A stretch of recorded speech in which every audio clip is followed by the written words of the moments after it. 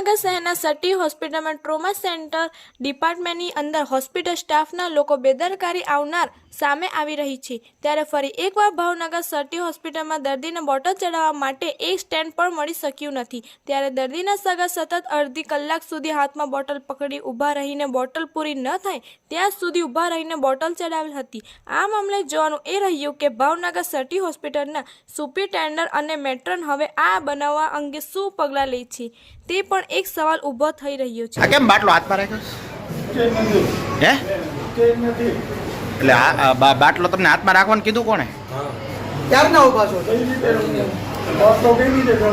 એટલે કીધું કોણે તમને હાથમાં રાખીને ઊભા રહેવું? એટલે તમને કોઈ કેટલા સમયથી ઉપવાસ તમે શરૂ કર્યો ત્યારનો છે ક્યાં?